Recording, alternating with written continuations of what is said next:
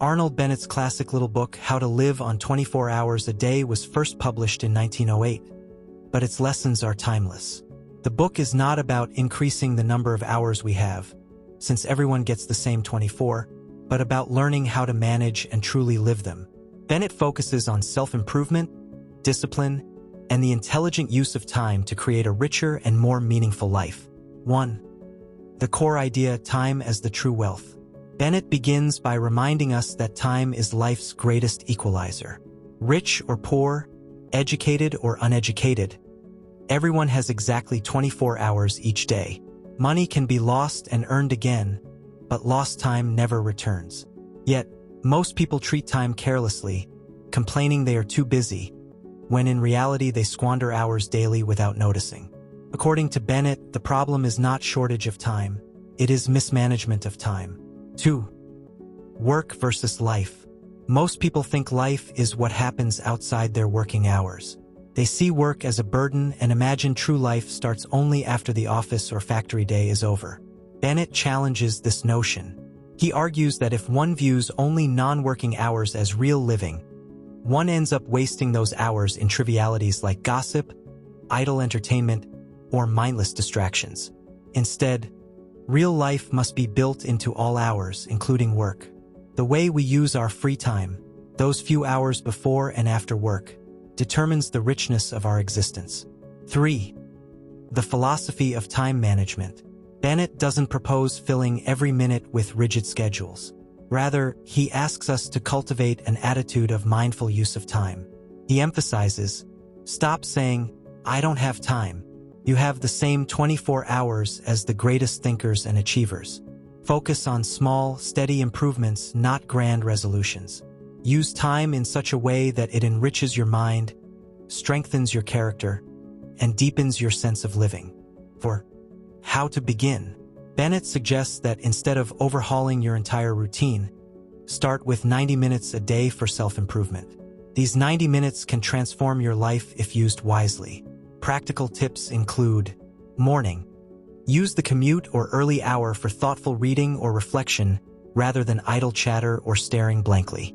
Evening. Dedicate time to purposeful activity, study, writing, or any creative pursuit, rather than only newspapers, cards, or meaningless conversation. He warns that drastic changes fail. Small, gradual adjustments work best. 5. The role of reading and reflection. Bennett stresses the importance of serious reading, but he doesn't mean light novels or newspapers. He means literature, philosophy, history, and great thinkers' works that challenge the mind. Reading without reflection is useless, so one should pause, think, and digest ideas deeply. This mental cultivation not only develops intelligence, but also makes daily life more interesting. Ordinary experiences, conversations, work, even walking on the street, become richer when the mind is trained. 6. Concentration and self-discipline. The author advises readers to practice concentration, the ability to focus fully on one task at a time. Modern people scatter their minds, jumping from one distraction to another. True improvement requires deliberate attention. Self-discipline is equally vital. Many people waste evenings because they are too tired. Bennett insists that genuine fatigue is rare. What most people feel is just mental laziness. The cure is to push gently but firmly against this laziness and train the will. 7. Balance work, rest, and enjoyment. Bennett does not suggest becoming a joyless machine. He acknowledges the importance of relaxation, friendship, and even leisure. But leisure should not mean mere idleness. It should refresh and uplift, not degrade.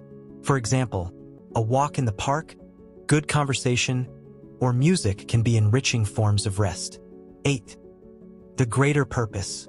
Ultimately, Bennett's book is not about cramming more activity into the day but about living more consciously. By dedicating even a small portion of our 24 hours to self-improvement, reflection, and meaningful pursuits, we develop a deeper sense of purpose and joy. Instead of feeling life slipping away, we feel life expanding. Each day becomes a gift, not a burden. 9. Key lessons from the book. Time is the most valuable resource. Use it wisely. Stop waiting for more time You already have enough. Begin with small daily improvements, like 30 to 90 minutes of study or reflection. Read serious works, not just light entertainment. Practice concentration and discipline. Use leisure meaningfully. Rest should renew, not waste life. Life is not just work versus leisure. Every moment can be lived fully. Conclusion us. How to live on 24 hours a day is a reminder that life is happening now, in the same 24 hours everyone receives. We don't need more hours, we need to change how we view and use them. By reclaiming even a little time each day for purposeful activity, cultivating the mind, and practicing discipline, we transform ordinary existence into a richer, fuller life. In Bennett's words, the art of living lies in making the best of the hours we already have. Not dreaming of more, but living more deeply in the time given.